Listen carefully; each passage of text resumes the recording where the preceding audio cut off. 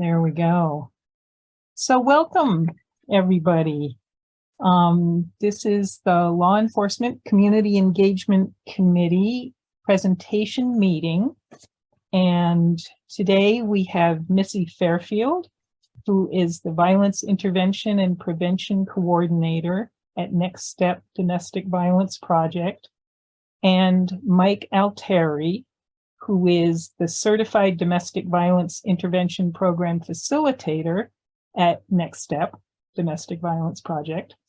And they're going to be talking today about the Domestic Violence Intervention Program at NextStep. And there are going to be materials that are available after this presentation. So, with that, I'll turn it over to you, Missy and Mike. Great. Well, first, I want to thank you, Shamaya, for offering us this opportunity. As you gleaned a little bit earlier, we're really excited about our program. We're fairly new as far as programs around the state. So we really love the opportunity to talk about what we're doing. First, let me tell you a little bit about my history at NextStep. I've been at NextStep for 17 years, and I worked with survivors of domestic violence pretty exclusively for the first probably 15 years I was there, 14 years I was there. And then I worked in the legal program at NextStep. I was the legal services coordinator for a while. I worked with our attorneys. And then we had a grant for a while at NextStep, and I was a high-risk case coordinator. So I worked a lot with law enforcement, the DA's office. Maggie does a lot of that work now. It's a different role, but Maggie does a lot of court work now at NextStep. So what we realized is that we didn't have a domestic violence program in Washington County. The NextStep covers Hancock and Washington County.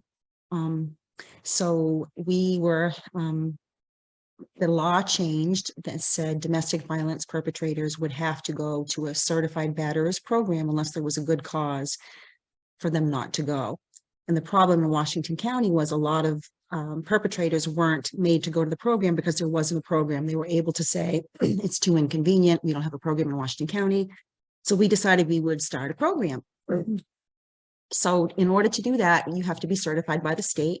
And what I did was I included, Shamaya, that's one of the resources I sent to you this morning. Those are all the rules we have to follow, all the standards we have to meet in order to be certified, because programs are certified every 2 years and we have to be monitored and evaluated in order to continue to be certified. So it's kind of dry reading, but I sent it along if anybody wants to look through that. So we started our program in Washington County, and very quickly into the program, about 6 weeks, the pandemic started. So we put everything to Zoom. So since then, we have been offering this program through Zoom, which has presented its own set of challenges. But now we have a dozen guys in the Washington County program. And Hancock County has, we are affiliated also with the Hancock County batterers program, but that's run by another person. We do monitor that program. That's part of our responsibility as a domestic violence agency. We go and monitor them regularly.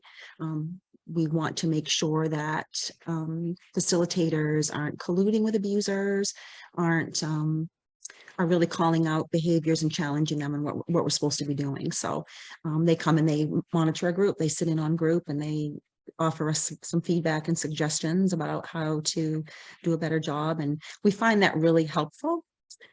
Sometimes when you're in this work, you feel like you're working a little bit in a silo. It's like it's hard to find people that are trying to do the same things we're trying to do. So we find that feedback really, really helpful, and we look forward to that.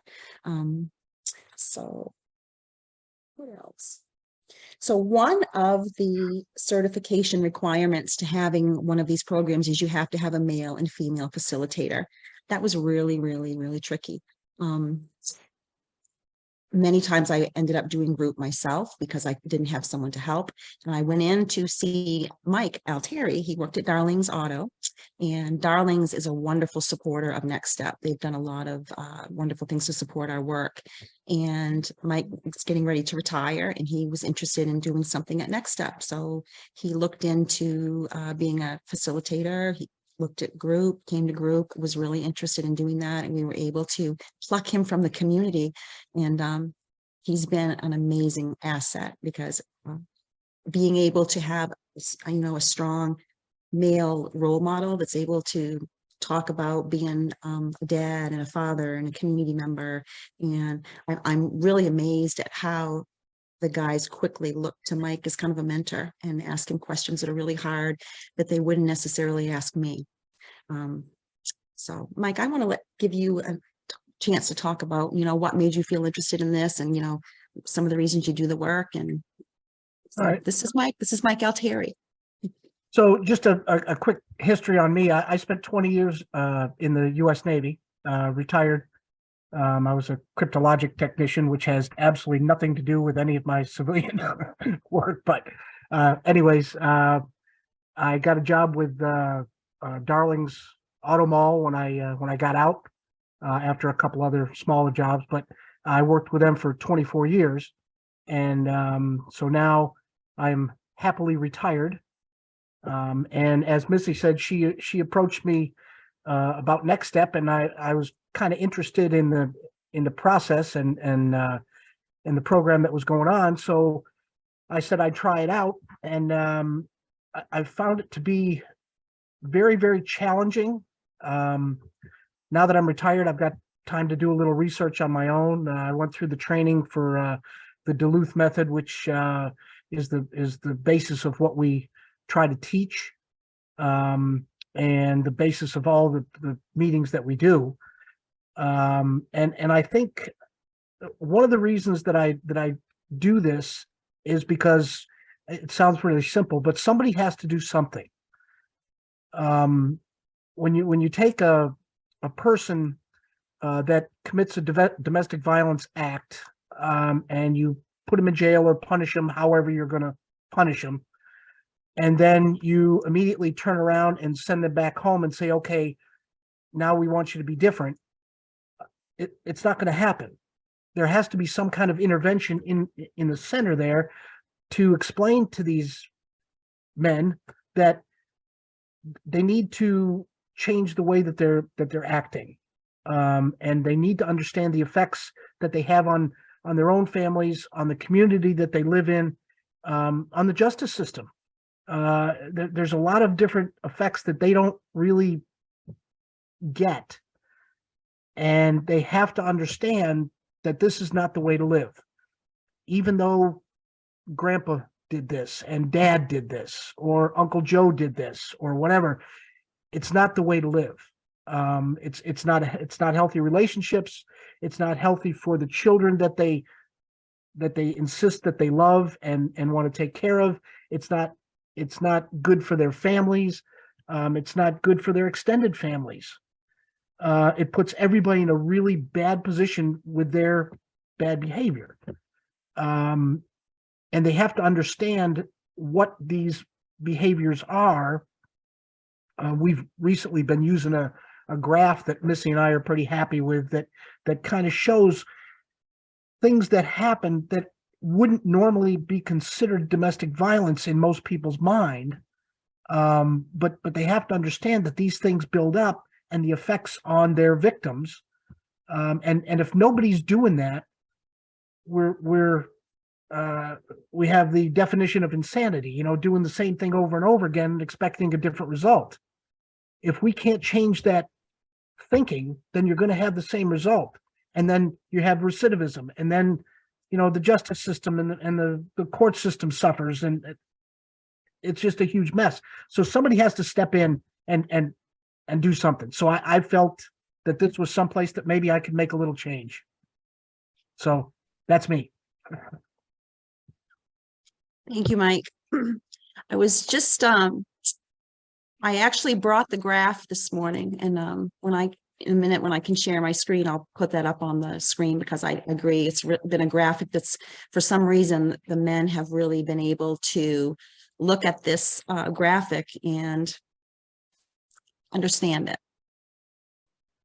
So what you see on this graph, if you don't mind, Missy, I'll go real quick. Go ahead. Obviously, to the left is the absolute worst that can happen. Okay. The murder, rape, punching, strangling, pushing, all that thing.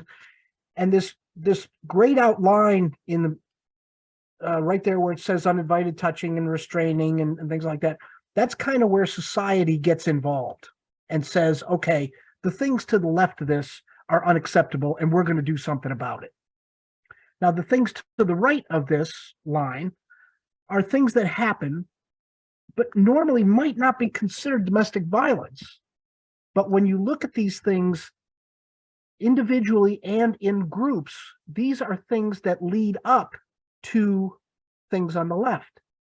So when you get 2 or 3 of these things, it starts the ball rolling and you slowly move towards the left. And the other thing that Missy and I have kind of opined about is the fact that once the things to the left of this line have occurred, the things to the right of this line don't necessarily go away,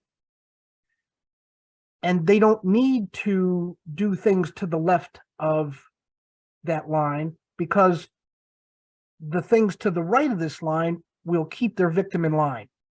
If you see what I'm saying with that. Does that make sense to everybody? So we've been trying to explain to these guys that the things to the right of this line are definitely forms of domestic violence.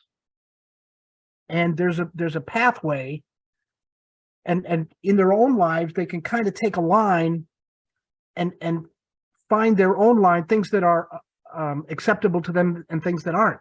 And in all of our lives, we're trying to move that line to the right, you know, to be a better person, to get better educated, to understand how relationships work. So there's a lot on this graph to work with, and we just kind of scratched the surface. So we're pretty excited about this.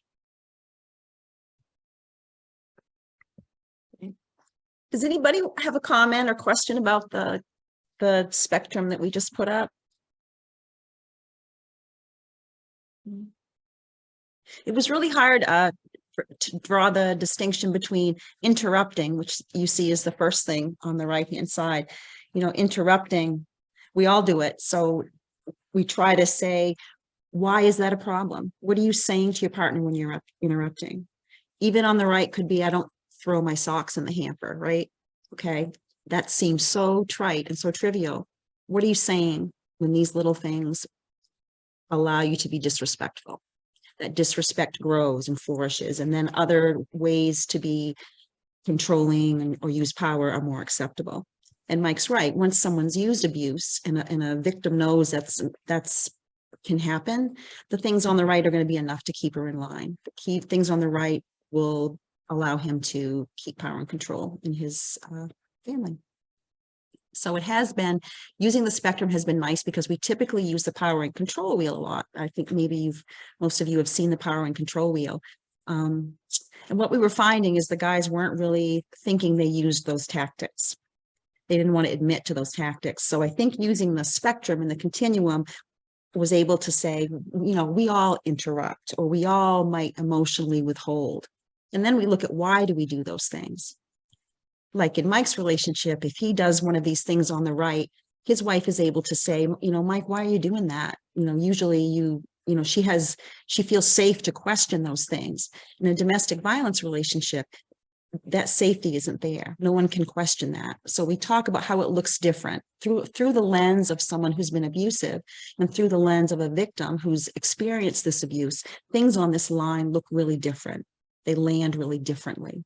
So we try to bring that out to the men, because our mission in Batterers Intervention Program is to increase victim safety and to increase offender accountability. So we're always kind of measuring those two things. We want victims to be safer, and we want men to be accountable and see the impact of their behavior. So that is a real challenge. And Mike mentioned some of the curriculums we use, and our program is 48 weeks. And in Maine, we have really strong domestic violence laws here in Maine, stronger than a lot of other states in the country. 48 weeks is a long time to have these men in group, but our mission is to change their belief system, because we believe that those behaviors come out of our belief system. We're not going to behave in a way that doesn't align with our beliefs. So what we do is we question their beliefs. You know, they may say, you know, I really love my wife. I just get jealous and I lose my temper. And then we might say, okay, do you lose your temper with your boss? You know, would you treat your boss that way or your neighbor that way? And you're like, well, no, they have power over me. I would never challenge them. So even sometimes being able to illustrate the difference about why do you think it's okay to treat this person you should treat the best, the worst. So then they have to look at the things they say in class and say, wow, I guess that's right. I'm saying this, but I'm doing this. How do these things line up? So often, you know, in a 90-minute class, we ask a lot of questions of the guys to think about, you know, what would have to change in your relationship, do you think, for your kids to feel safe to come to you with to tell you something that's hard to say? What would have to change? And that's a question they can't even, early in group, they can't even imagine what would have to change because they don't know what has to change. Like Mike said, a lot of these men don't have the skills. They don't recognize some of the things they do are abusive. So a lot of it is, it's education. This is an educational group. Like, we're not therapists. We're not mental health professionals. We're educators. So we have to kind of take what they give us, which sometimes is like pulling teeth, and put it through the lens of what we know is the impact of their behavior. And something really interesting that I find, one of the reasons I do this work, because I will tell you, I was one of the biggest skeptics of all.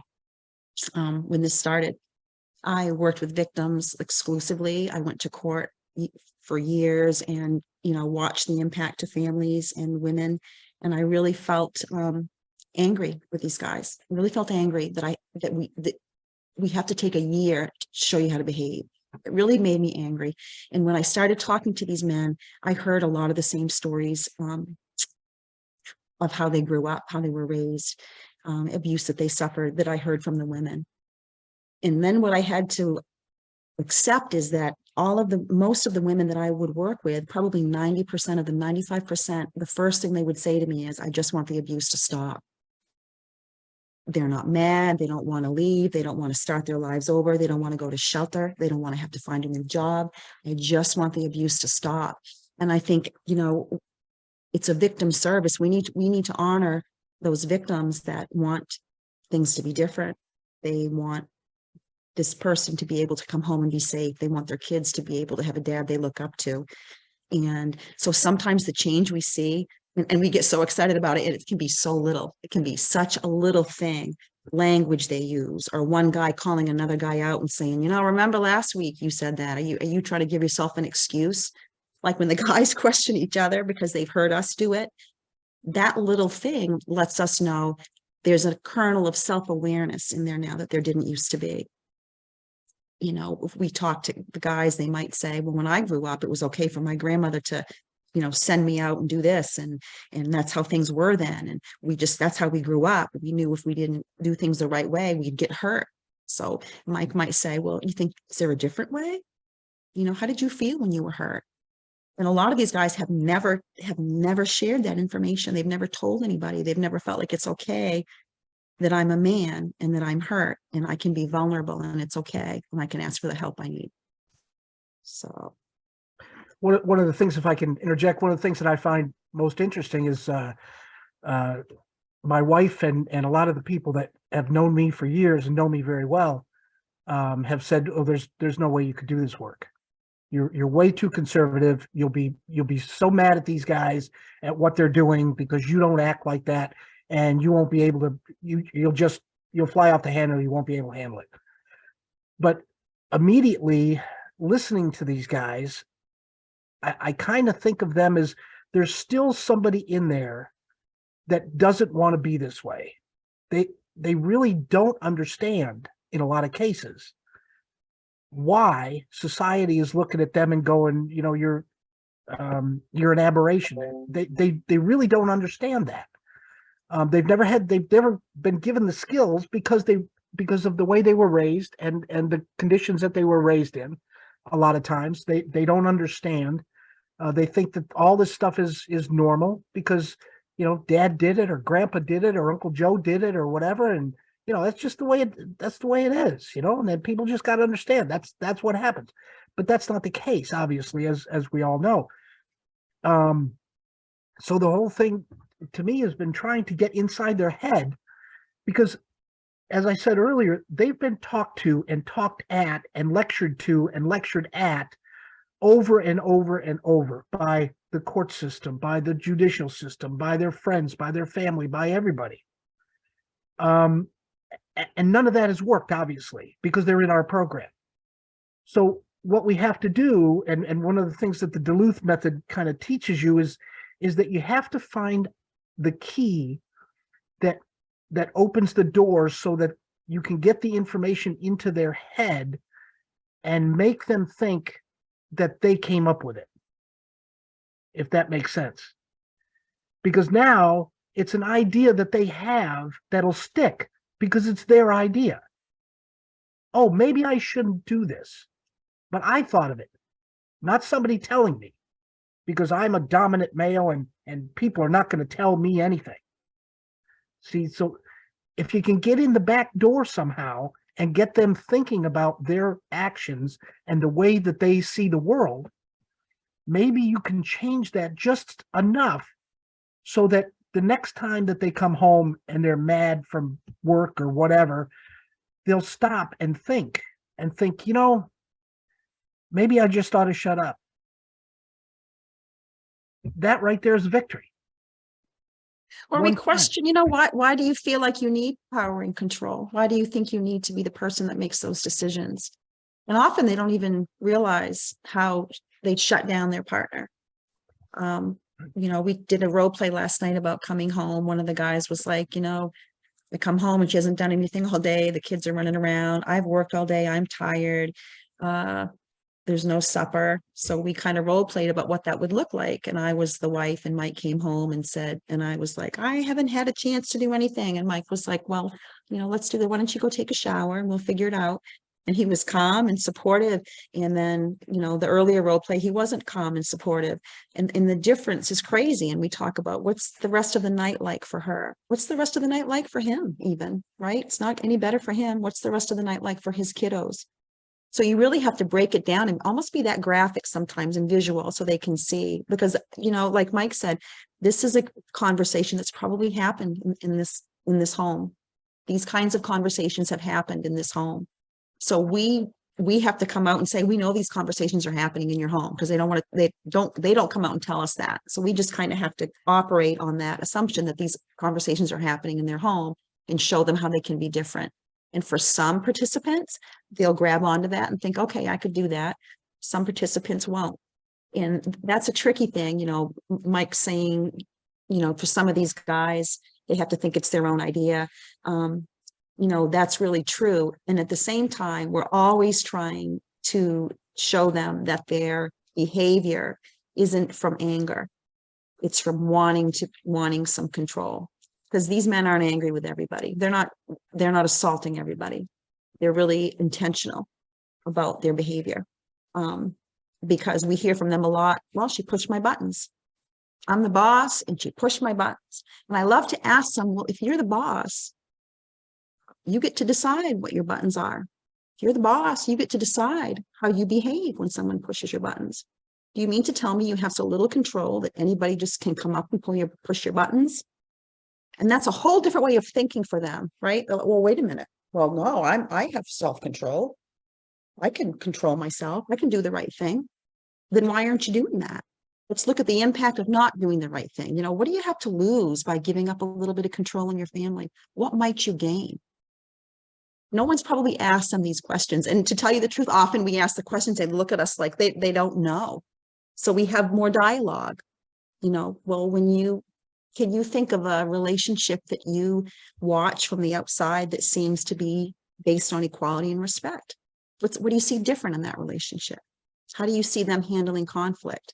So it's really a lot. Mike and I just really try to ask a lot of thought-provoking questions and let them answer and have some dialogue. And really a goal also is to create a safe enough space where the men feel like they can be vulnerable and give each other answers. And sometimes they give each other the wrong answers. So then that's another question, right? Okay, I hear Tom saying he's tried this and he had some success with that, but is that a long-term solution or a short-term solution? And then some of the guys will say, well, it's a short-term solution. Anybody can buy flowers, but what happens next time? Okay, so what might a long-term solution be? It's really just bringing them along. Because like Mike, you said this last night to me after group, these guys know some of the answers. Like they know, but they don't know, or they aren't willing to try to incorporate them into their lives. And because they have to let go of something. And part of that, they have to let go a little bit of that need to be in control, which is really hard for some of these guys. And here is where we bring in the elephant in the room. You take all these situations that we're talking about and throw drugs and alcohol on top of them. Okay. You've just thrown fuel on the fire. So these guys are not, and don't get me wrong, this is not making an excuse for them. What they're doing is absolutely wrong. The drugs and alcohol exacerbate everything. And every one of them will tell you, I'm not that same guy when I'm drunk or high or whatever. Absolutely true, but we got to back up a couple of spaces and say, then why are you doing the drugs and the alcohol? If they know that that's affecting them in a certain way, and they say to us all the time, children, I love my wife, I love my girlfriend. Do you? Do you really? Because if you did, you would think, if I pick up this bottle, I'm going to finish it, I'm going to be blackout drunk, and then bad things are going to happen. And that's going to affect my family. But they're not doing that. They're taking the bottle and just saying, well, that's just the way it is. But that doesn't have to be the way it is. That's what we're trying to explain to them, that life does not have to be this argumentative, and it doesn't have to be this negative. The majority of our guys, you have to understand, don't have a driver's license anymore because they've had multiple DUIs. Most of them are in drug court or go regularly to Alcoholics Anonymous. Most of them hang out with guys who have all done the same thing. Some of our guys are with a partner that has been involved in other domestic violence situations. Okay. So they're in the soup, so to speak, right? It's around them everywhere. All the influences are negative. My buddy's in drug court, I'll see him next week. So how can you expect these guys to be better if somebody's not telling them that this is wrong? And then we're always measuring that with there are a lot of people that use substances that aren't abusive, right? There are a lot of people that drink too much that don't use violence. There are a lot of people that are drug addicts that don't use violence. So it's not an excuse, right? If I have a belief system that allows me to be violent, or believes I have a right, I'm entitled to be violent to get my way, and I drink, that belief is just going to be stronger and more out of control. But if I believe I don't have the right to be violent and put my hands on somebody, and I go out and get blackout drunk, I'm still probably not going to put my hands on somebody because it's not who I am. It's not in my nature. So we really want to be sure, while we recognize, because, I get the police reports for these men, and out of my 12 men that I have, all 12 were using substances when they were arrested.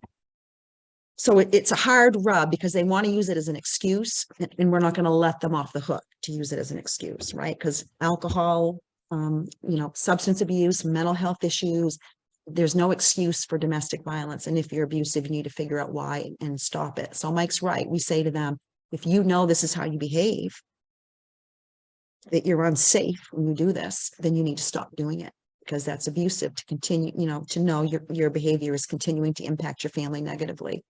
So because they all want to use it as an excuse, we hear all the time, I'm a different person. And I'm sure they are. I see it. We have a guy that's participating from rehab right now, and we didn't recognize him the first week. I'm not even kidding. We did not even recognize him. He has turned out to be so articulate and bright, and we saw none of that in the weeks leading up to this. So, we have to take that into consideration. There's so many things we have to think about. Like Mike said, we have some men now in group who they always want to, their personal victims, they think are exaggerating, that they're really the people that are abusive. And a couple of them are in new relationships. Now I have to mail notifications to the victims of these men when they enter my group, if they get kicked out or when they graduate. So the victim does know that the participant is in batterer's intervention. But a couple of these men are in new dating relationships, and they're in new dating relationships with victims of domestic violence from past relationships.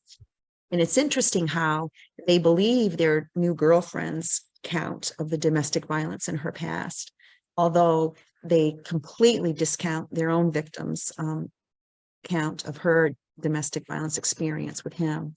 So, anything can give us a discussion point, something like that. Why do you think it is you're so quick to believe her and you don't want anybody to believe? Do you think they shared some of the same experiences?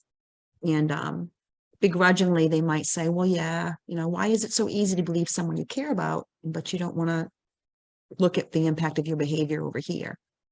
So we try to take any kind of discrepancy that comes up.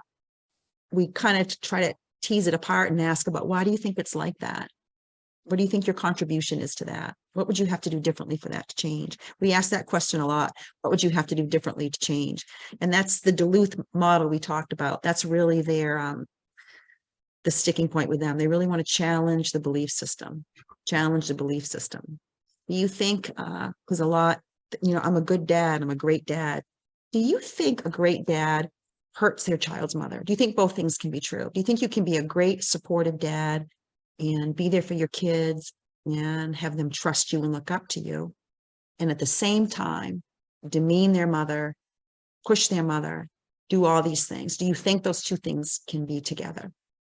And they really want to find a way to say, yeah, they really want to find a way to say, yeah, but there isn't a way, right? We know, or if they say, well, they try to make an excuse. I'm like, tell me more about that. What's been your experience? What's happened to you to make you think that way? What have you seen that's made you come up with that opinion? And I heard something in my training early on that's helped me a lot. If you're curious, you won't sound judgmental. The more curious you sound, the less judgmental you sound. And sometimes I am really curious. Sometimes I hear things that blow me away and I'm like, wow, I've never heard that. How did you come to think that way? What happened that you think that way? It's so interesting to see some of the answers you get, some of the things you hear from them. But that's about you really challenging, getting them to answer questions that they don't think about, those kinds of things that we're always constantly trying to do. Does anybody have questions? I feel like we're just kind of talking and talking and talking. I just wanted to say really quickly, I think what you and Mike are both talking about the drugs and alcohol is so well illustrated by the continuum graph that you used. Like that the bar in the middle is sort of where the drugs and alcohol get added, right? And like Mike said, it's fuel to the fire. But generally what we find working with survivors anyway, for me on the survivor side more, is that before the drugs and alcohol get added, a lot of the stuff that's farther to the right, that's things like, not criminal, but still, designed to hoard power and control, are happening. And so that's what Missy was saying, I think, right? Like you can't, likely if you're not doing those smaller things, when you take drugs and alcohol, you won't then also do the bigger things. So that graph is very cool. I've never seen it before. I think it's a good illustration for similarly with a mental health crisis. If somebody has a mental health crisis, that's where that bar is, right? It may kick them into the big stuff, but it doesn't invent the capacity to do the big stuff. Yeah. They seem to resonate with the graph as far as how things get worse. They all seem to really, and I think that's something because we usually use the wheel, and I think maybe that's something the wheel is missing. They really could seem to see the escalation process, which makes sense to me because they experience, in their minds, they're experiencing that escalation process. So I think they could see it on the line, how they use stronger tactics, the more aggravated or power and control is really what it's about. But they would call it something different. So, and the other thing that the line kind of illustrates is that we're fighting against societal norms. And we brought up the point a couple of weeks ago, when I was a kid, you could turn on the Lucy show, Lucy and Desi. And when he got mad at her, he'd pick her up and he'd throw her over his knee and he'd spank her on TV. Well, that's absolutely no longer acceptable, So that's just an illustration of things used to be different. And that line that you see there is moving to the right. Because if you remember, we always talked about, people have talked about the rule of thumb. And I don't know if anybody's familiar with how the origin of that. You probably are. It was a British law that you could beat your wife, but you couldn't use anything bigger than the diameter of your thumb.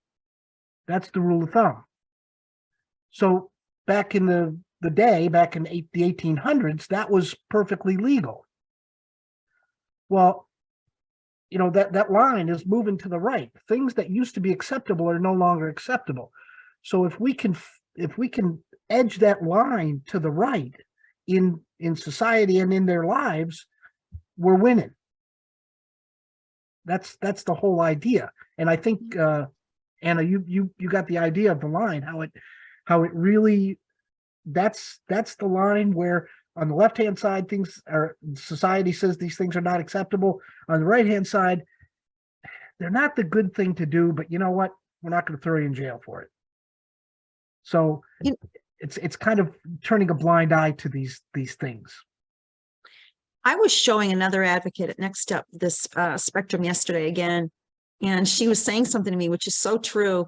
Working with survivors of domestic violence, the things to the right of the line are the things that have the most lasting impact on the victim. They're the things that bother her the most.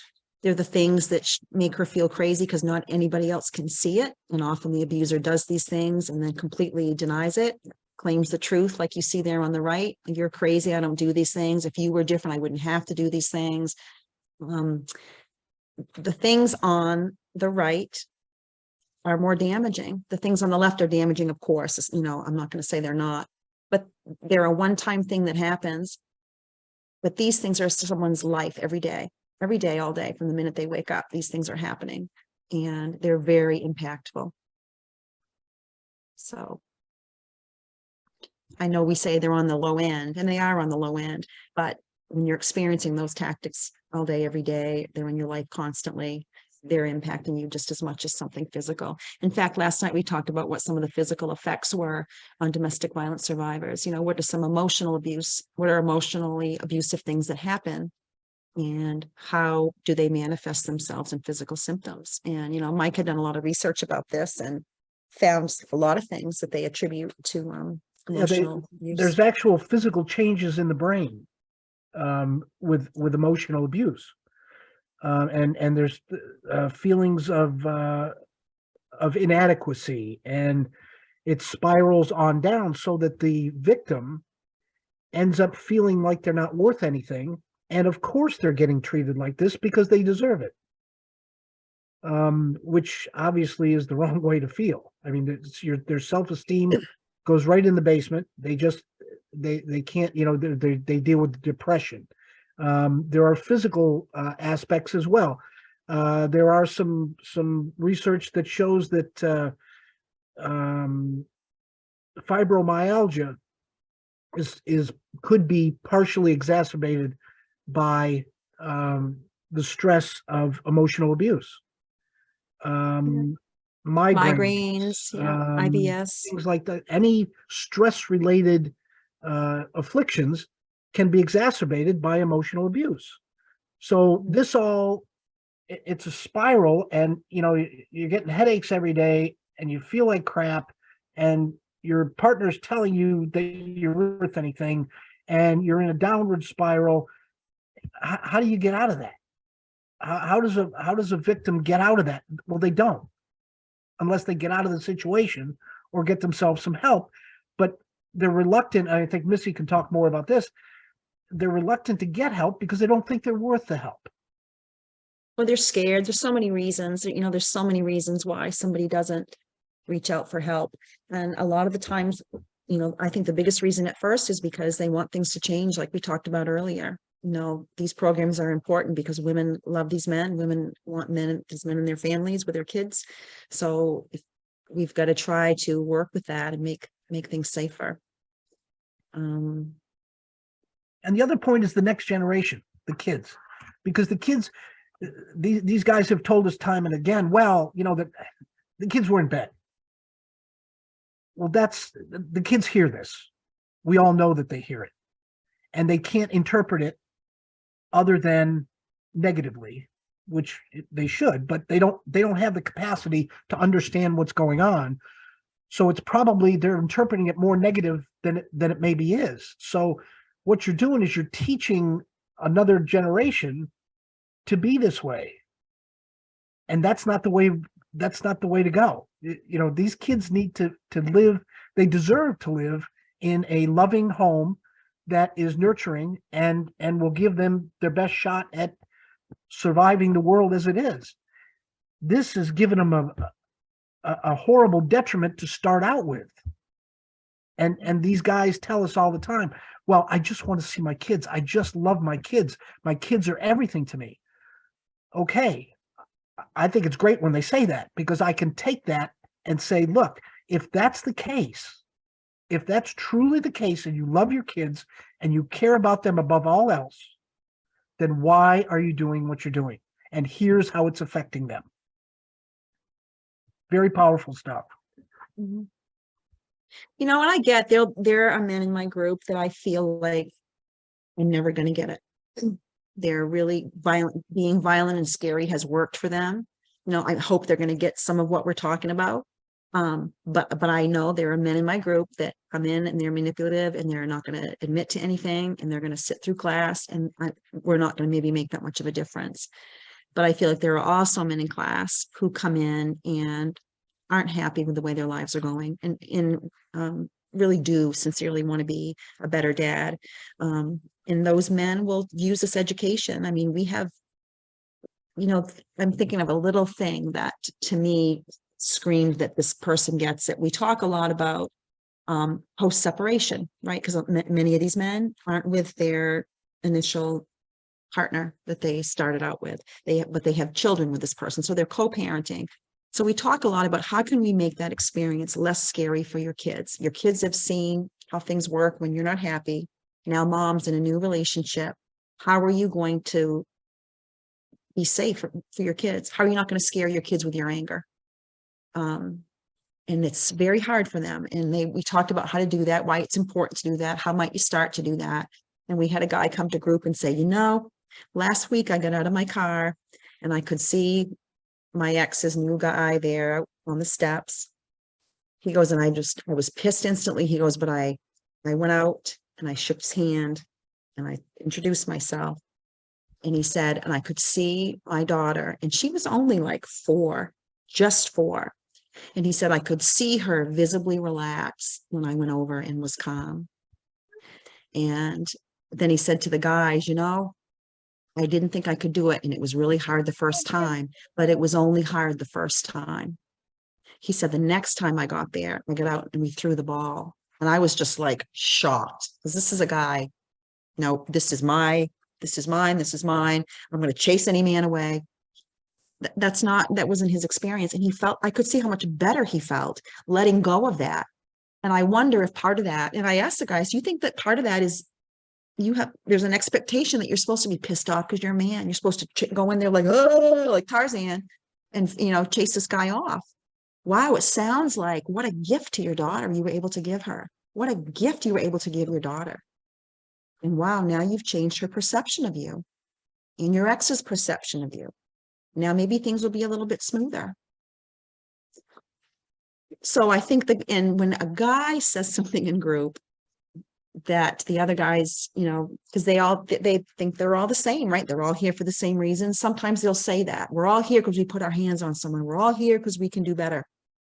So when one of them is able to say, wow, this really sucked, but it sucked one time, but look, this is what happened after.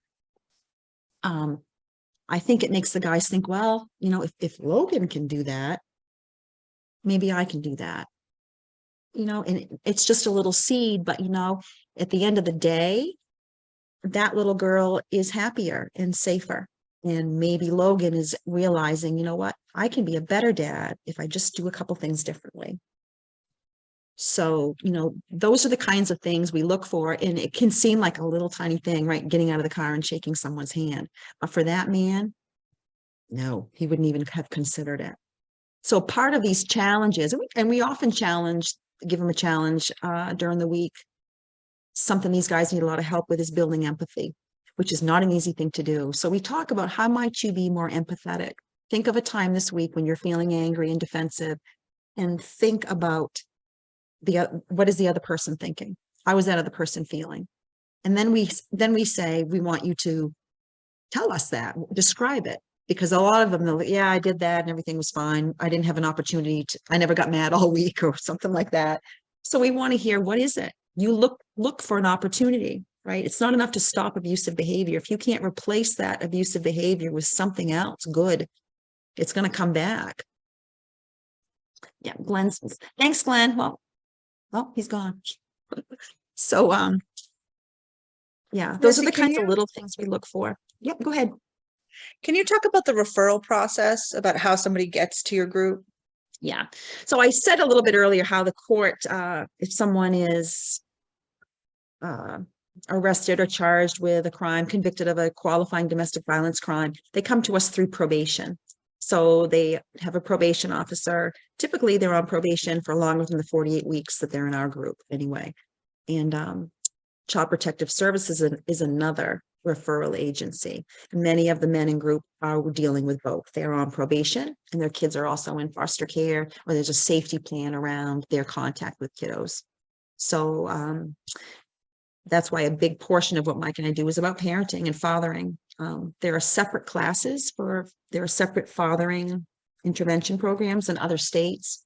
So we take a lot of the fathering information. We have a fathering workbook and we ask the kids, you know, we showed them pictures of kids drew of their dads. Draw a picture of your dad. Draw a picture of your dad when he's angry. And it was so interesting. Even kids that were really young wrote, my dad has this face sometimes, and sometimes he has this face at home.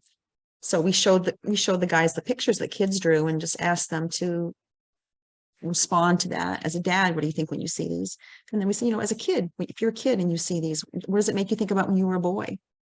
When you were 9, like your son is, when he draws these pictures, what would you have thought of that? How would you have drawn your dad? What would have to change for you to draw a dad differently? One girl drew her dad with a Superman cape. I'm always there. And the guys were like, wow, I would love for my kid to draw me that way. Okay. What would have to change for your kid to draw you that way? How could you be there in a way for them? Because again, it's different for everybody, right? Tom being there for his little girl is going to be look a lot different than someone else being there for their little girl. So we want to break that down. What are you going to do? What are you going to do different? And I think sometimes when we can get them to say what they're going to do different and what's not working, then they feel more on the hook, like I've got to do something different. Because we'll ask them the next week, how'd that work out? What happened? You know, last week you were mad. Last week you had an argument. How did you fix that? So I think that's part of the benefit of having it weekly, because we're able to check in every week and say, what happened? How did you fix it? What did you do different? Yeah, I think one of the, Go ahead. when we think about accountability for people who are perpetrating DV, you know, you just like dream that every single one of those people could be a Missy and Mike's group, you know, when you hear the way they talk about this and the potential impact. But they have to interact with the legal system, you know, to do that. So to have the opportunity to have somebody ask them these questions and reframe this perspective in this brilliant way that Mike and Missy do, they can't be diverted away from the accountability of the legal system. They have to go through that accountability so that they can have access to this resource that could really change people's lives.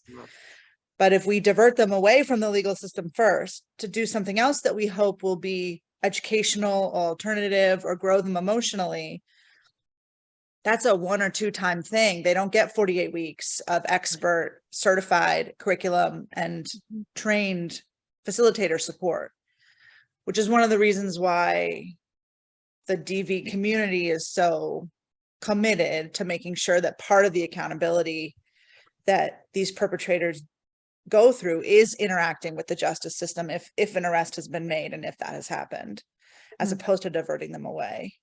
I don't know. I feel like I keep on taking up the breaks in the conversation that would allow for questions. Yeah. So if people have questions, I'm sure this is a good time, but I just wanted to put in that perspective. Yeah, and I want to speak to that, Anna, because I think before it was the law was passed that men were mandated to take this, many criminal defense attorneys were able to argue for a 12-week anger management class. And what we know in domestic violence is it is not the same thing. And I will say, because some of the men will say, well, I just should have taken anger management. I'm just angry. I said, oh, are you angry at your neighbor?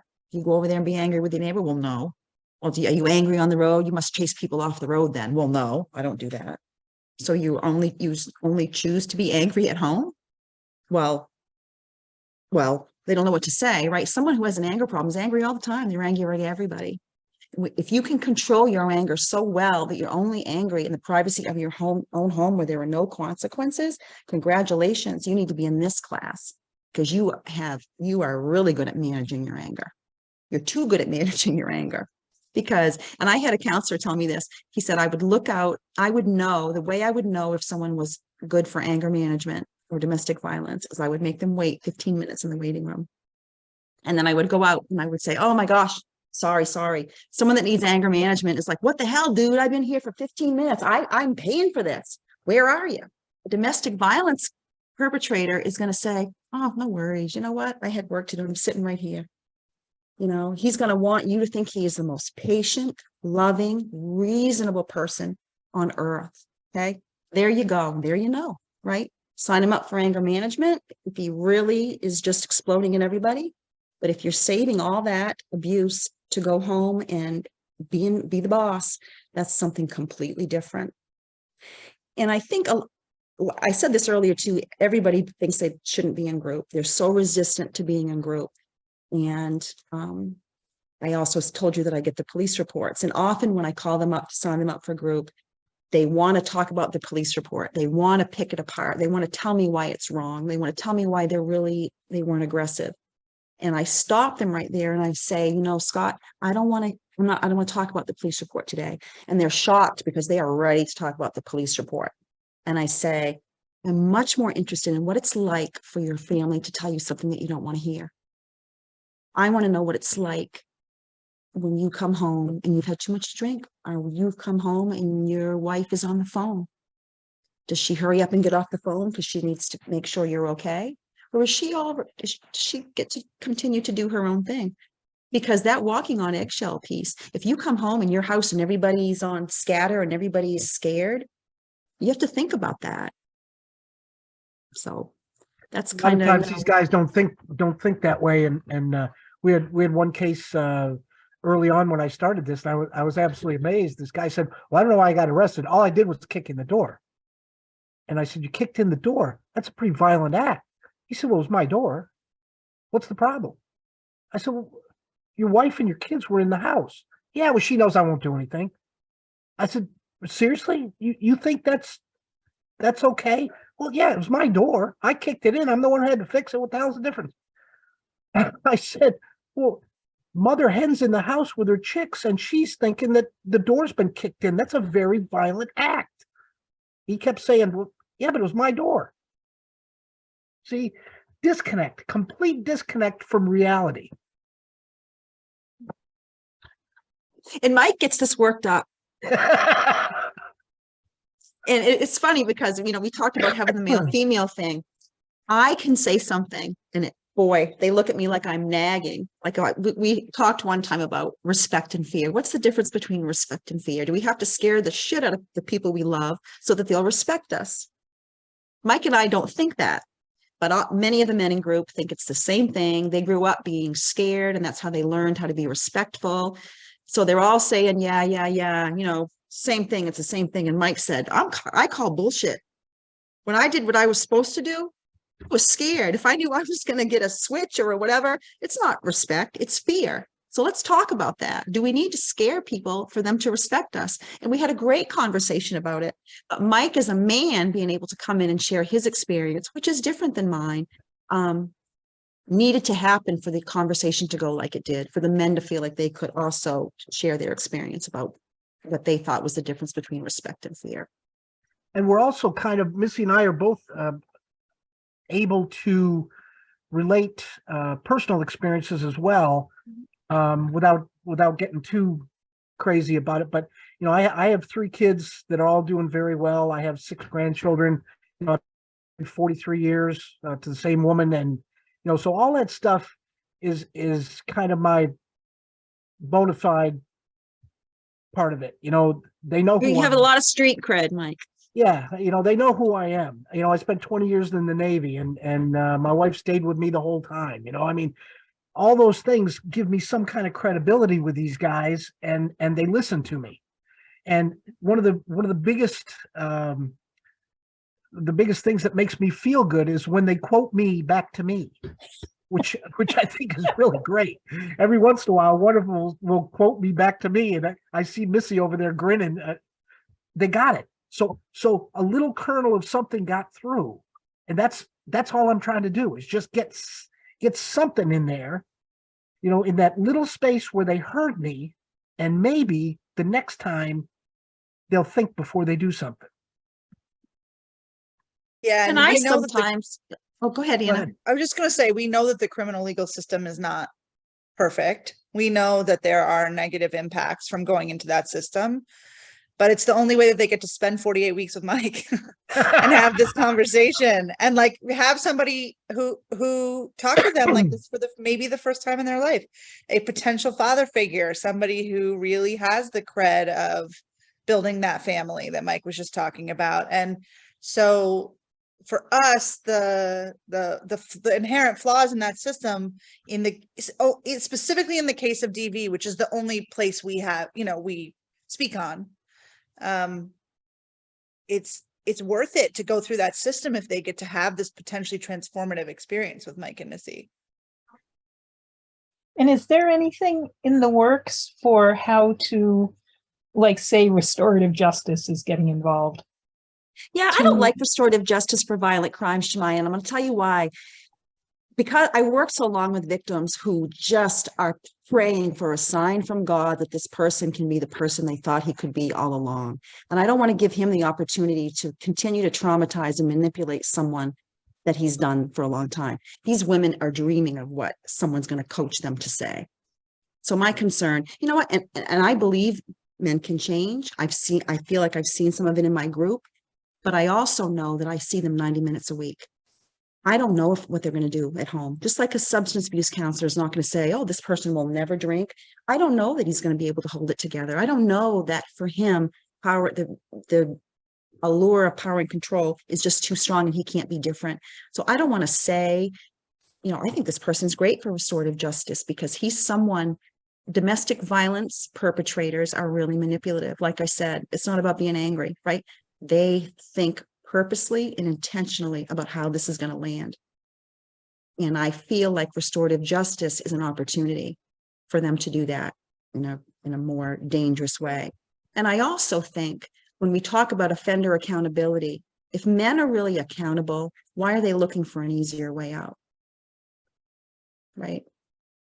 I mean, I get restorative justice, like if, you know, 2 teenage boys go steal a car and they ruin some property or they cause some harm, and I agree, they should restore the harm, right? They should do the best they can to make amends.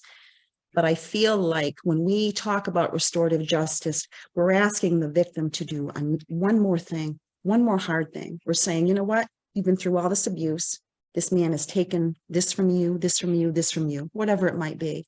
But you know what? Now we're going to ask you to reach deep down and forgive this person.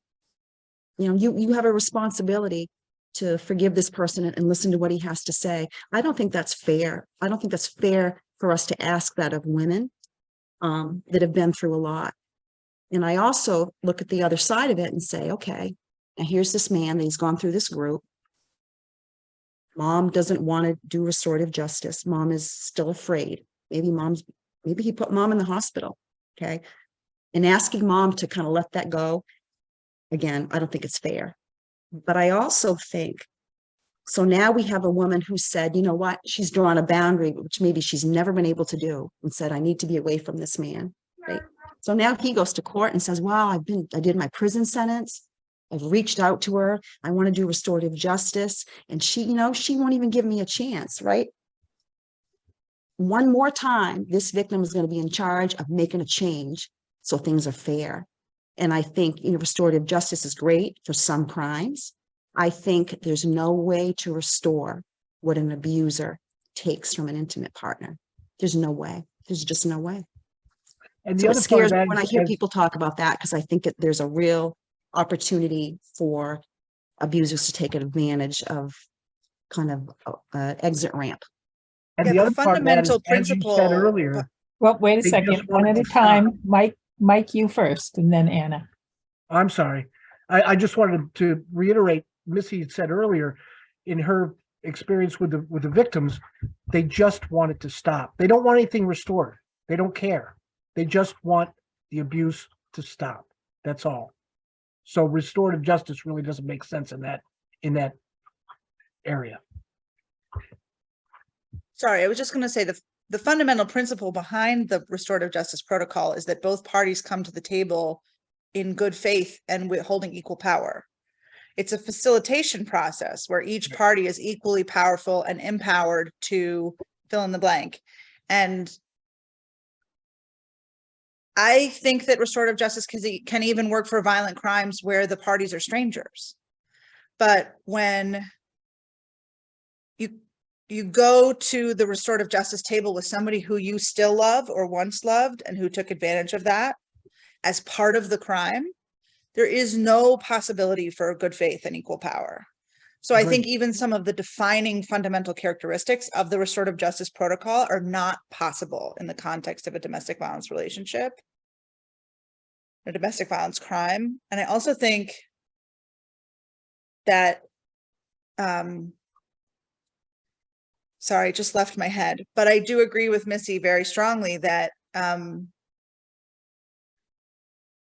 you know, we see survivors all the time who would love to see somebody say and do the things that they would say and do at the restorative justice table, and that it's actually unsafe for them to participate in that conversation. I very much hear the passion from the restorative justice community that they're like,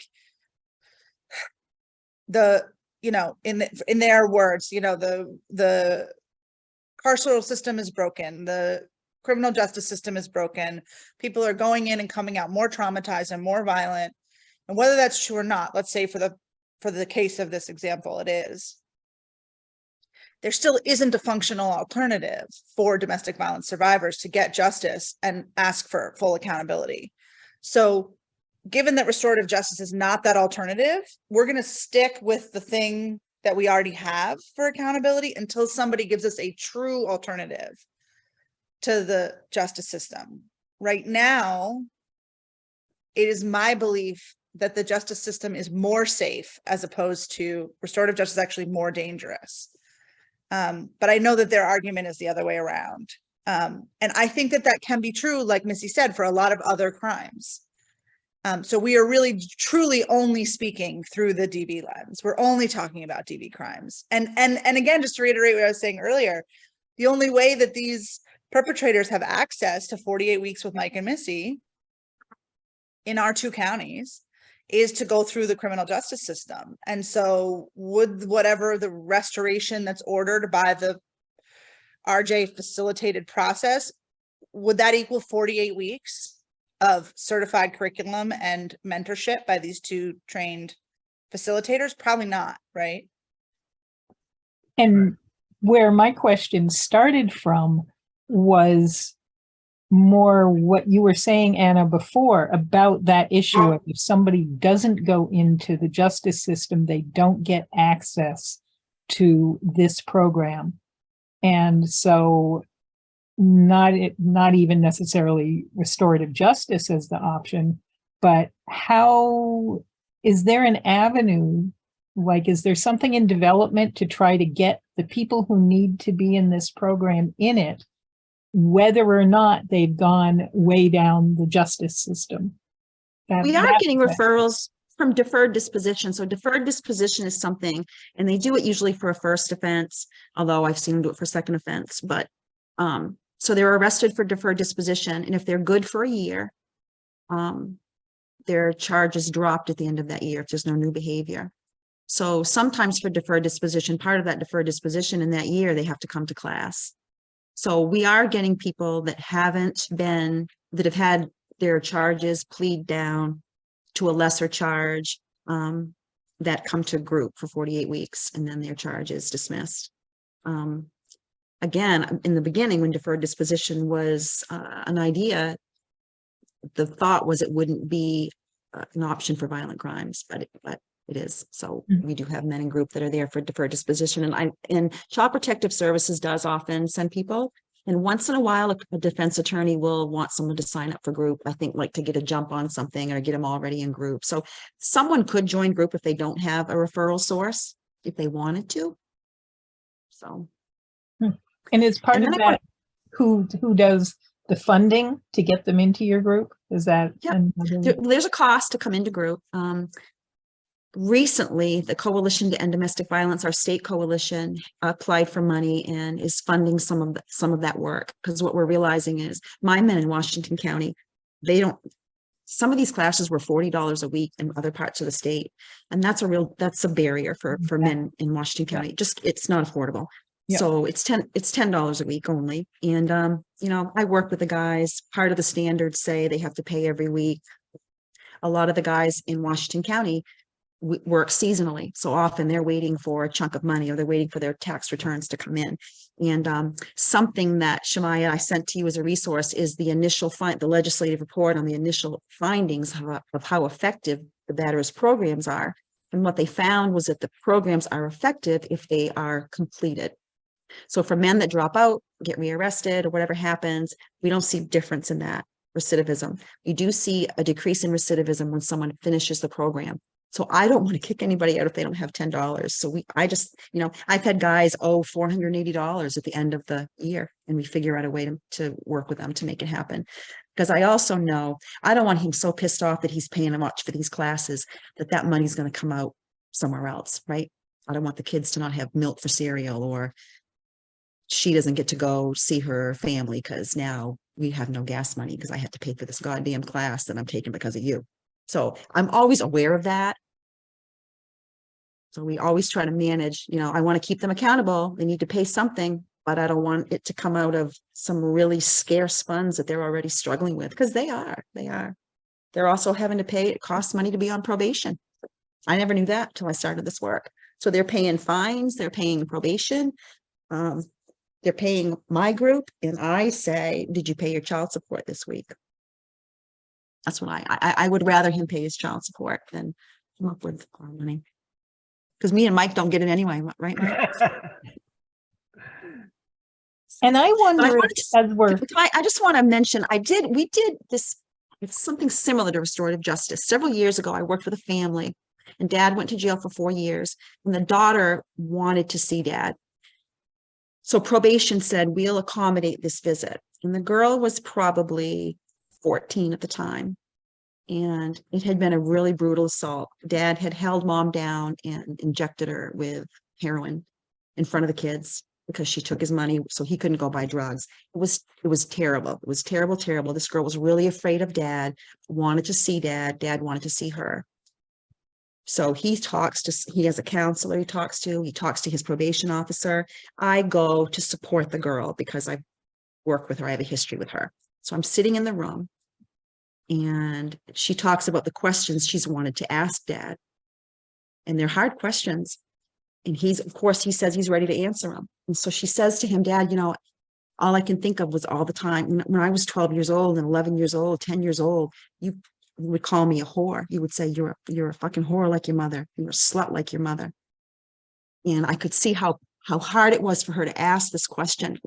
How did you do that? Why would you do that? And he said, I didn't do that. I never did that. I myself was so angry because it was so hard for this girl to be vulnerable and ask, why would you do this? If you love me, why does a dad do this? And he completely took her voice away, shut her down, and claimed the truth, like we see on the line, right? Claim the truth is way down at the right. Wasn't at the right for this girl. She couldn't finish the visit. And that's what I mean. She had years, a couple years of a counselor helping her ask this question. Dad supposedly was prepared for this question. We get in there and he just destroys her by saying that didn't happen. That didn't happen. And that's what scares me about restorative justice. I think I get that it could be a great resource, but I think that a lot of the people that are pushing it, they don't understand the impact it's going to have to people that are already really damaged. So I get really passionate about it too, because I feel like I've seen some of this impact, and it's heartbreaking. And Yep. she's a young girl, right? So dad still has power. He's always going to have power. She's never going to forget that dad doesn't think he did anything wrong. So And like Mike way- said, generationally, Yeah. I don't want her to finish growing up and look for someone like dad and feel like I can change this person. I couldn't change dad, but I can do this. And that's my fear for this young girl. And that's my fear for victims who are asked to do one more thing for this guy, make him feel better about all the bullshit he did. Please help him out so he can move on with his life. And you'll just have to suck it up again. That's what it feels like to me. So. And there wasn't a way in that structure for somebody to intervene and call him out. I intervened. Did you? We Yeah. stopped the visit. Mhm. Yeah. We stopped the visit. Yeah. And I'm so But glad. I don't know. I'm a domestic violence victim who was also a mother who was absolutely not going to let that visit go. I don't know that a restorative justice person might think, oh, let's push through. Let's have a breakthrough. I don't know a lot about how that works. My fear would be, let's talk about it. Let's figure out a way. And I just think in some situations, there is no way. And we might not know that till we get right in there, right? This girl was excited to have some answers from dad. Dad seemed excited about, because his other two kids didn't even want to see him at all, right? So here's this opportunity he has to own up to what he did, because had he apologized, she would have accepted it. She needed to hear that, you know what, I shouldn't have done that. I'm sorry. I see how it's hurt you and your sister and your mom, and I wish I could change it. I can't change it, but these are some things I could do. Yeah. You would think if he had all this preparation, that would be an easy thing to say. He didn't say any of it. He denied her truth and he shut her up, and we ended the meeting. So that's why I worry, because again, he wanted it for himself. He wanted to feel good about himself, like he made a difference, like now his kids talk to him. It was for him. Yeah. And she was the, and had it worked, it would have come at her expense. Already it came at her expense. So that's what I see the worry for me is. Mhm. And it's so good to have gotten into some of this, because our group has had some discussions before now also on some of that. And just looking at our time, I just wanted to check if anybody who has not spoken up so far might have some questions or thoughts. Suzanne? Yes, my question is more of a procedural, I guess, question. The program's 48 weeks. Now, are people coming and going in this program? Like, Yeah, it's rolling admissions. So I have guys that start in week 1. I have a guy next week who's week 48. I have a new guy starting next week. And that's really good. It's helpful to my program that new guys are seeing older guys that maybe weren't real vulnerable and open in the beginning. The new guys can see the more experienced guys feeling comfortable sharing their stories, answering questions, making comments, giving feedback. So the rolling admissions thing is really great, because we're always dealing with people in different kind of phases of, I'll call it education, recovery, I don't know. So they're able to kind of get support from each other. Older guys will say, you know what, you might as well talk about it. You can sit here for 48 weeks and not get anything out of the program, but we've all done the same thing. It's okay to talk about it. So, and that can be helpful. And if they get rearrested when they're in group, they have to start over. If they Start the reoffend, count, the 48 weeks count. Yep. Mhm. Yep. Mhm. They go back to the beginning. And we're able to use some of that as fodder, if you will, for our program. We've had some pretty serious failures, and when they do come back, we can use that. We can pick that apart and use it as educational for the rest of the guys. And I mean, we had one guy that got back into drugs again and was dead for 5 minutes till they brought him back, you know. And but before that, he was in a place where he was advising other people in the group, you know, oh, here's what you ought to do, you know, everything's wonderful, and you know, you got to do this and you got to get that. And boy, he was really on the road to recovery. And then next thing we know, you know, he hit drugs again and went right off the rails. So we used that. We picked that apart for a couple of weeks, you know, and said, look, this is not to pick on you, but we need to use this situation so that people can see where this is coming from. And it was sometimes very, very they'll think they're cured. So we say, like, we might say, Zach, my gosh, for weeks you've been saying you've had no trouble. This is why we need to talk about what's really going on in groups so we can get to these behaviors.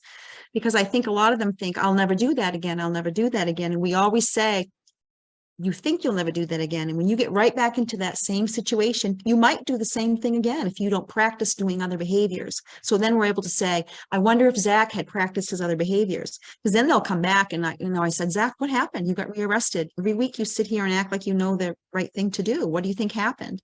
And he said, well, this guy's name was Jordan, but he said, you know, we were sleeping and I woke up in the night and she was in the bathroom with her phone and I asked to see who she was talking to. And I flipped out. I tried to calm down and I knew I couldn't calm down. So we talk about that. What could Zach have done differently? He knew he was getting upset. He knew he was upset about the phone. And then, oh my God, we talk about the phone. Do we have a right to privacy? Do we have a right to know every person someone's talking to?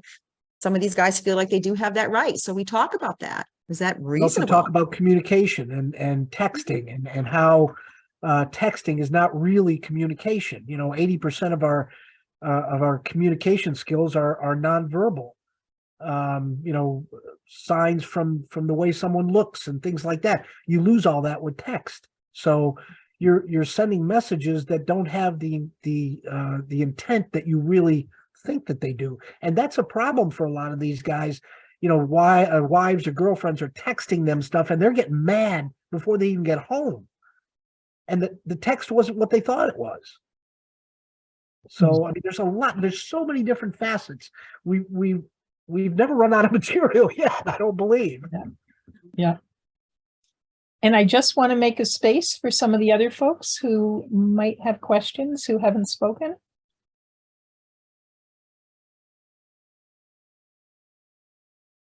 No? Okay. I also want to offer, if people think of questions later, because I did send around the standards for the program. These are all the rules Mike and I have to follow. That can be sent around. And then I did include the legislative report about the effectiveness of batterers programs. So if people feel like they have questions, you can email me and Mike. We can answer them if you think of questions later. And there is an opportunity not to monitor our group, but there is a group in Duluth where we took our training, and they let people observe on Monday nights. They let 2 people every week observe. So I'll email you that information too, Shemai, because I found that really fascinating. I did that several times and I shadowed lots of different groups before we got started. And it's interesting to sit in and see. And I guess this group is used to, because most of the men don't like it when someone new comes in a group, I'll tell you that. But this group, this Zoom group that they have in Michigan, these guys know that they're a training group. They know that the people they're observing, the trainers, not them, and they're comfortable with that. So it's a good, you know, it's a good experience for people to see how it kind of works, because it is pretty interesting. Yeah, that's great. And I just want to check in. Most of the folks here, we have your email addresses. You're on the LECEC mailing list already. And Gabrielle, how can we reach you if you'd like the information that Missy is sending out? Oh, terrific. Okay, thank you. That's great. Awesome. Good. Yeah. So I just had a question. I'm curious about the guy who was okay about kicking in his door. Did he come around on, even though it's his door, that was something he could rethink? Well, yeah, I think we made the point. It took us a while though. It was not as obvious as you might think. We did get the point across. I think that the fear that he injected into the situation by kicking in the door was what we were talking about, not the actual physical who owned the door. I mean, Yeah. you fix a door, but when you've interjected that kind of a violent act, whatever it happens to be, smashing a windshield, whatever it is, that in itself takes over everything. It completely changes the complexion of any conversation you were ever going to have. And to wonder why she called the police, really? You don't see that? So eventually they do kind of come around. Yeah. But it is a challenge, and it is a puzzle, which, I believe it or not, as bizarre as it sounds, I actually enjoy this. I can see how it would be really interesting. Well, it is, because it's trying to figure out how these guys' brains work. And I'm constantly amazed at some of the thoughts that they have. It's so foreign to me. It's almost like they're from another planet. I mean, how did you come up with that? Yeah. Where did that come from? And that's some of the fodder that we can use, when Missy and I can take one of those little nuggets and pick it apart and see where those belief systems came from, and kind of show it to them and say, well, wait a minute, now let's look at this, and is this really making sense to you? Yep. Yep. And John, not to put you on the spot, but I just, I Let's wondered. put John on the spot. Oh. Let's go ahead and put him on the spot. Sure. With your perspective being in law enforcement, I just wondered if you had thoughts of what we've been talking about. Well, so I guess one of the things that struck me was that you guys will actually spend the time trying to get to understand some of why they do what they do. We don't have that luxury. Sometimes knowing why they do what they do, like the guy that kicked in the door, what was going through their head or why they think that way, might be helpful to us as far as in questioning, on the scene. But generally, I'm speaking for myself here and a few other officers that I know. It is difficult for us to kind of get into the psyche of someone that abuses women. We just have a very difficult time with that because that's not part of our upbringing. It's foreign to us. And to develop the skills of being able to communicate accurately with perpetrators like that is a skill that needs to be taught, just like it is a skill if you're investigating or trying to interrogate child abusers. It's a different mentality skill that we need to develop. But in all honesty, the individual officers, at the time of the arrest, they have a difficult time with understanding or even caring about asking why. It is hard,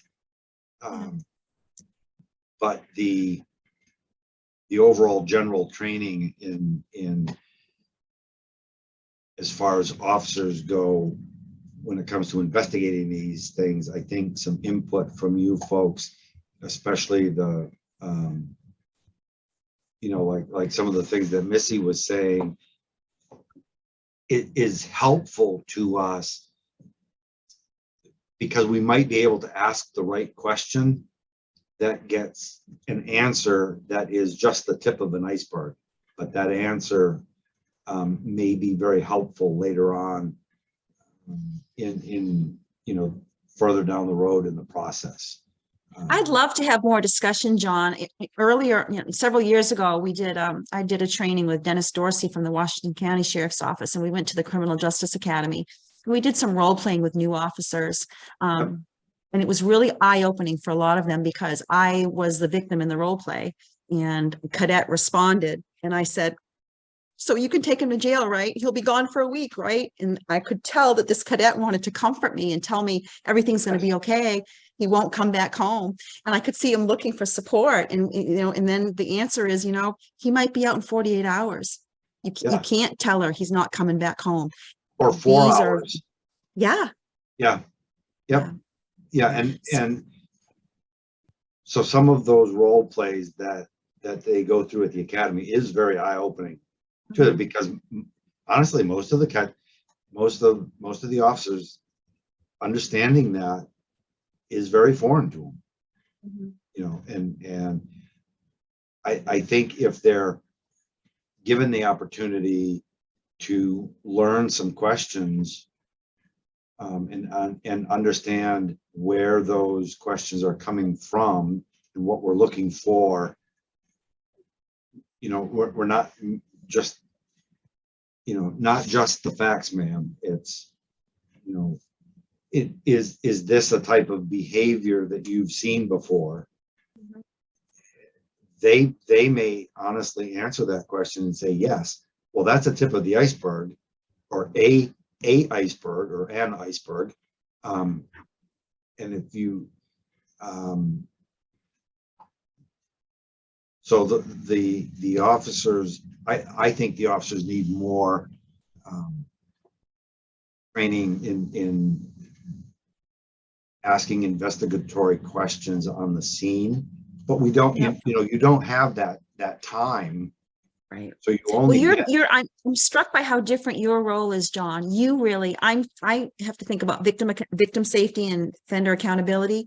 In that moment when law enforcement is responding, you're thinking about victim safety. DV calls are the most dangerous calls to respond to. And it's not only their safety, but our safety. Someone else there, are we going to, and I've been to calls where we're like, yeah, I'm sorry, we have to arrest daddy right now. And then we get attacked because they don't want daddy gone. Right. But that's, we train for that, but we don't train for, an in-depth interview with a perpetrator. John, this is really helpful because I think, these kinds of meetings are where we find out where are some of these gaps, where can we use one system's expertise to help another system do a better job. Yes. We do. So how is your primary aggressor training? Do you, because I think some of the same information would be helpful. So in the primary aggressor training, of course, that developed many years after I went to the academy, but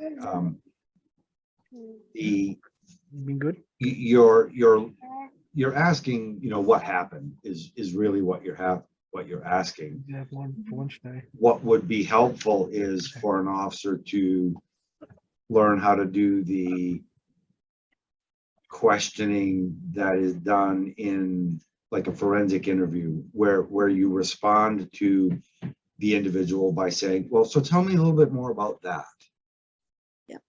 An open-ended question that is not an accusatory open-ended question. I think you might find if the officers had more of that type of information just as a tool to put in their toolbox for a question, I think the guys would get much, I think everybody would benefit from that. Yeah, I can see that too.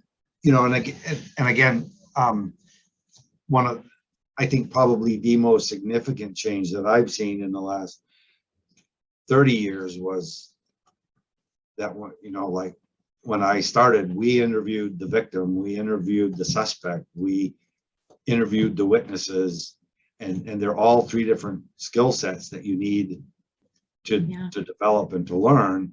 And then we would try and present a case for prosecution, and we're getting bits and pieces of it.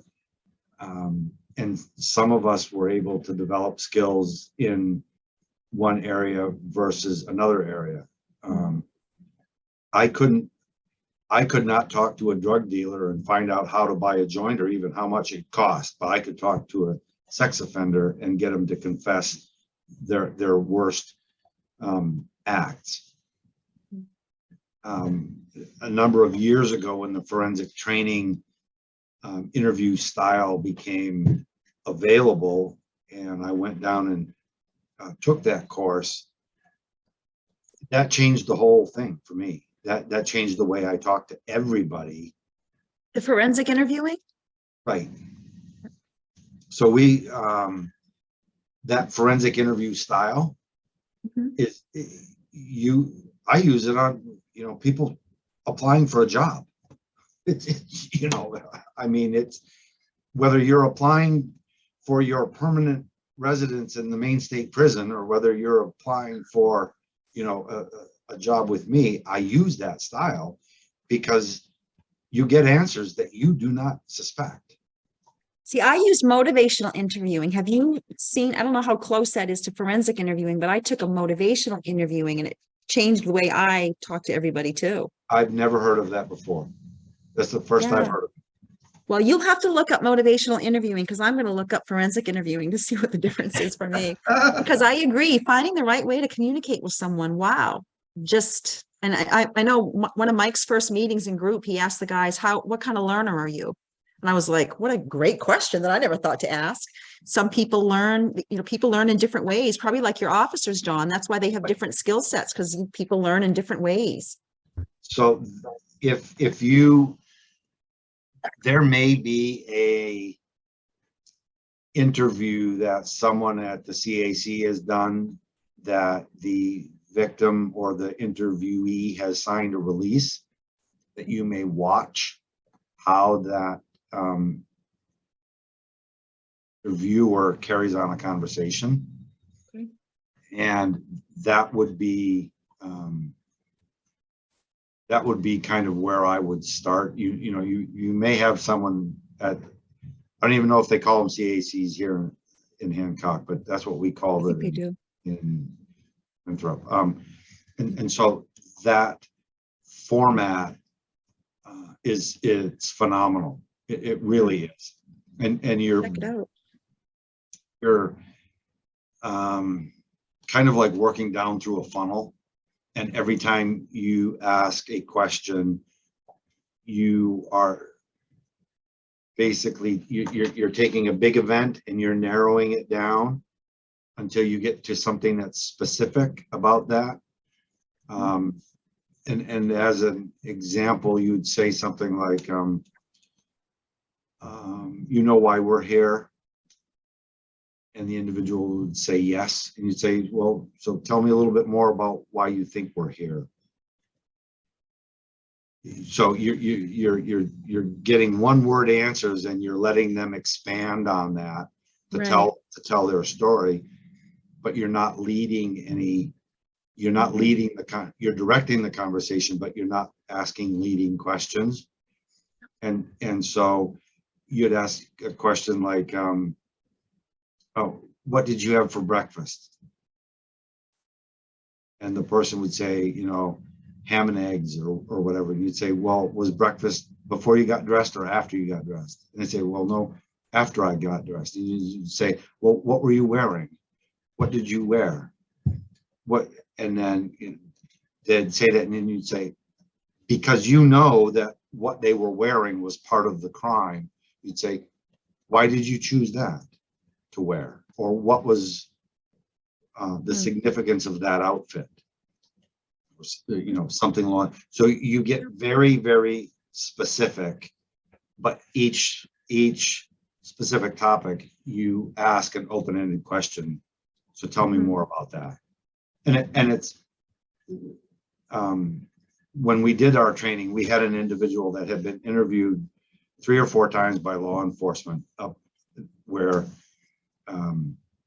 he had been violently raped by her father or father, I don't remember exactly which, but the interviews never received, the interviews from law enforcement they never got enough information for a conviction. They couldn't, the people just didn't know how to ask it. Then the individual was interviewed in a forensic forensic interview style. Mhm. And not only were they able to gain a confession, they got enough information so that they were able to present the video recordings of the first initial law enforcement interviews compared to the forensic interviews. They were able to do it at trial and show that the victim was so traumatized she couldn't interview correctly, or she couldn't interview in respond in such a way because of the whole trauma part of it. Right. But then we get to watch this and we're going, yeah, that's the right question. That's a cop asking the right question. Well, it was wrong. So we had to learn a different style, and that's what to me was phenomenal about it. Change the way I do everything. Yeah, I think that's a great example, because it is, you have to ask the right questions. You can't, sometimes you have to get creative with the way you ask a question. We often Right. a guy will say something and we'll say, well, tell me more about that. What does that mean? I've never heard that before. I'm confused about that. And boy, you get so much information. Yes. There's so much to say. The other advantage that we have is that we have 48 weeks to ask the questions. Yeah. You're really on the spot, John. You've got a lot. You don't have that much time. Yeah. Yeah, No, we've got, don't. and I can ask a question this week and then present a class, and then next week I can ask the same question and see if I get a different answer. Yep. Right? So did they frame their answer based on what I said last week, or are they just telling me what I want to hear? You know what I mean? So Right. then again, Missy can ask the same question and she'll get a different answer because she's a woman. Yep. Absolutely. So we can see all those. And then when Missy and I put our heads together, which we always do after the class, we can kind of pick that apart and say, oh, okay, this is what's really going on here. Okay. He gave me one answer. He gave you one answer. We've somewhere in the middle is the actual truth. And we Yeah. get to pick at it. So we have that advantage, which a law enforcement officer does not have. Yeah. And quite honestly, nor do they want to spend True. that much time, True. I'm not trying to be, I'm just being blunt that, No, it is we're what it both is. coming at the same problem from different directions, because all we're trying to do is keep them from coming back to you. Yeah. And we're applying a short-term Band-Aid. Exactly. That's it. And my point at the beginning of this whole thing was the reason that I got into this is because somebody has to do something. If there's not some program in between them meeting you, meeting the court system, and then going back home, if there's not something in there in the middle, then nothing changes. Right. Yep. We did a training once, John. We had for the Maine State Police, and we actually had a victim come in and talk about her experience being interviewed by Maine State Police. And we had someone practice, and we actually recorded it. I'll have to try and find it. And it was the victim loved doing it. It was so therapeutic for her to say this, when you ask a question this way, it felt really defensive. So it was so enlightening. And it was a volunteer that we at NextStep, and she was a survivor. She took our hotline training. She took calls on the hotline. So she was really comfortable sharing her experience. And it was so educational, and the officers were so grateful and thankful for her sharing her experience. So maybe that's something else we can think about, something like that, because I think those things are really effective. Something to think Yes. about. We could do that. And it I'll sounds like I'll some try to of it, find mine. and Send it sounds around. like some of it, like you were talking about what happens at the police academy, but then after people are out and they've been working for a while, then maybe that's also a time for training, because that's when they're in a place to absorb it and connect it with experiences they've had. Exactly. Yeah. Because Right. they probably have some great questions and concerns after responding to a few calls, and they might that recognize was- that what I've been taught isn't enough. That's what I was thinking here as we were talking, is that these type of trainings would be better served, a year or two after Yeah. that has graduated the academy and had a little bit of road experience. What So, domestic violence project is in your county, John? yeah, I'm supposed to know that. Hang on a second. Oh, next step. It's Next next step. step. Should He's say I've got the in card. Southwest Harbor. Oh, Oh, okay. I okay. thought you said Winthrop for some reason. Well, I was in Okay. 30 Okay. years, so it All was, right. yeah, that slips out. So every you're once right in a in while. Southwest. So Yes. Alan Brown used to be there. I Yes. remember. Alan. So yeah, so Next Step offers refresher primary aggressor trainings. We could have someone come to a meeting and talk about primary aggressor, do a refresher. Who was it? Jim Willis asked us a couple of years ago to come look at his police reports. Look through my police reports. What do you see? What's missing? What's good? What's not? We're happy to do things like that.